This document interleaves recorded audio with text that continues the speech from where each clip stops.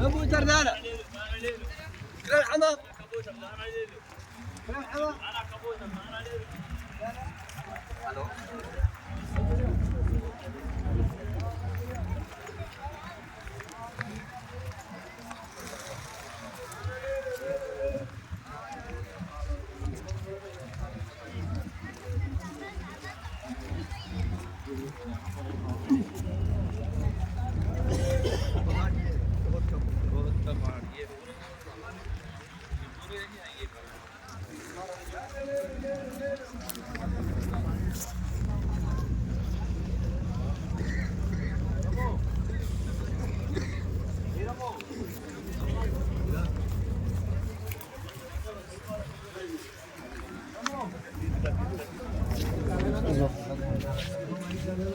مسجد تمشي کی کیا تاریخ ہے؟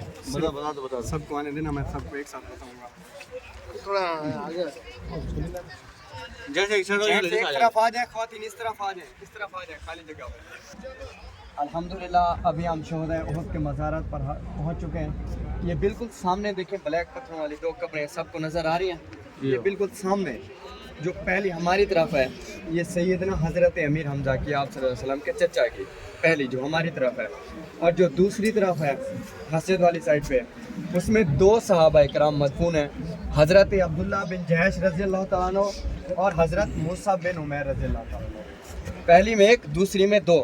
اور تیسری دیکھیے آگے جو چھوٹی دیوار بنی ہوئی ہے، یہ دیوار، اس کے اندر قبر ہے جس میں 67 صحابہ کرام مدفون ہیں. 67، پہلی میں ایک، دوسری میں دو، تیسری میں 67 صحابہ کرام مدفون ہیں.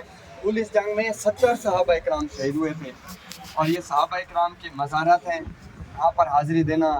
حضور نبی کریم صلی اللہ علیہ وسلم نے فرمایا جب بھی مدینہ میں آؤ میرے چچا کے مزار پر حاضری دیا کرو، یہاں پر دعا مانگا کرو، یہاں پر کوئی دعا رد نہیں ہوتی. اور یہ مسجد امیر حمزہ ہے، آپ صلی اللہ علیہ وسلم کے چچا کے نام سے بنائی گئی، بعد میں بنائی گئی. یہ مسجد تاریخی نہیں ہے، 2012 میں تعمیر ہوئی تھی.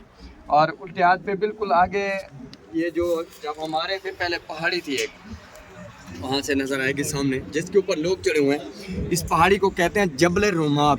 جبل رومات تیر اندازوں والی پہاڑی، جس پہاڑی کے اوپر آپ صلی اللہ علیہ وسلم نے 50 تیر انداز صحابہ تعینات فرمایا تھا، اور ان سے فرمایا تھا جنگ میں فتح ہو یا شکست کسی بھی صورت کوئی بھی صحابی اس وقت پہاڑی سے نیچے نہیں اترے گا جب تک کہ میں حکم نہ دوں. یہ پہاڑ دیکھیے، یہ سارا پہاڑ سامنے، یہ احد کا پہاڑ ہے، جنتی پہاڑ، جس پہاڑ کے بارے میں حضور نبی کریم صلی اللہ علیہ وسلم نے فرمایا کہ احد مجھ سے محبت کرتا ہے، میں احد سے محبت کرتا ہوں. یہ جنتی پہاڑ ہے، جنت میں یہ سونے کا پہاڑ ہوگا، اور جنت میں یہ جنتوں کا استقبال کرے گا. ایک بار حضور نبی کریم صلی اللہ علیہ وسلم اس پہاڑ کے اوپر سوار تھے. آپ صلی اللہ علیہ وسلم کے ساتھ حضرت ابوبکر صدیق، حضرت عمر بن خطاب، حضرت عثمان غنی رضی اللہ تعالیٰ عنہ اس پہاڑ کے اوپر سوار تھے. تو یہ پہاڑ زور زور سے ہلنے لگا، تھرتھرانے لگا، کانپنے لگا جیسے اس پر زلزلہ ہو. آپ صلی اللہ علیہ وسلم نے فرمایا بہت تجھے معلوم نہیں تجھ پر آج ایک نبی، ایک صدیق اور 2 شہید سوار ہیں، تو کیوں ہل رہا ہے؟ تجھ پر کیوں زلزلہ ہے؟ तो क्यों कहाँ पर है? तो ओहद का पहाड़ आप सल्लल्लाहु अलैहि वसल्लम के साथ हम कलाम हुआ। अर्ज़ की या रसूलुल्लाह सल्लल्लाहु अलैहि वसल्लम, मुझे मालूम है आज मुझ पर एक नबी, एक सिद्दीक और 2 शहीद सवार हैं। या रसूलुल्लाह, आज मैं हिल नहीं रहा, ना ही मुझ पर जलजला है, ना ही मैं काँप रहा हूँ, बल्कि मैं तो आज खुशी की वजह से झूम रहा हूँ कि आज मुझ पर एक नबी, एक सिद्दीक और 2 शहीद सवार हैं। इसलिए आप सल्लल्लाहु अलैहि वसल्लम ने इस पहाड़ को जन्नत की बशारत दी है कि जन्नत के 4 दरवाज़ों में से एक पर ओहद मौजूद होगा और जन्नतियों का इस्तकबाल करेगा। इस पहाड़ को देखना भी सवाब है। इसी जंग में हजूर नबी करीम सल्लल्लाहु अलैहि वसल्लम के 2 दंदान मुबारक शहीद हो गए थे। सहाबा इकराम हजूर नबी करीम सल्लल्लाहु अलैहि वसल्लम को लेकर अलैहि वसल्लम के 2 दंदान मुबारक शहीद हो गए थे। करीम सल्लल्लाहु अलैहि वसल्लम को लेकर ओहद के दामन में पहुँचे। उस वक्त ओहद के दामन में गार मौजूद नहीं थी, लेकिन जब आप सल्लल्लाहु अलैहि वसल्लम ओहद के दामन में पहुँचे तो ओहद के पहाड़ ने आप सल्लल्लाहु अलैहि वसल्लम को पनाह देने की खातिर खुद ब खुद रास्ता बनाया और वहाँ गार बन गई। जब आप सल्लल्लाहु अलैहि वसल्लम गार के अंदर से कूदने गए, जिस पत्थर पर आप सल्लल्लाहु अलैहि वसल्लम ने क़याम फरमाया वो कुर्सी की तरह हो गया और आज भी उसी हालत में है। वो गार तो बंद है, उसका रास्ता बंद है, वैसे गार है मौजूद, लेकिन इसका वहाँ जाने की इजाज़त नहीं। और ये जो सारा पहाड़ है, ये सारा ओहद का पहाड़ है। इस पहाड़ की लंबाई 7 किलोमीटर है और इसकी चौड़ाई 3 से 4 किलोमीटर इस पहाड़ की चौड़ाई है।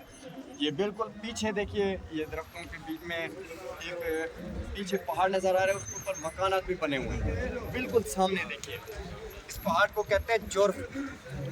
पहाड़ का नाम है जुर्फ। जुर्फ का पहाड़, जिस पहाड़ पर दज्जाल उतरेगा पूरी दुनिया घूमेगा, लेकिन मक्का और मदीना के हरम में दाखिल नहीं हो सकेगा। इस पहाड़ का क्या है? इस पहाड़ से आगे फरिश्ता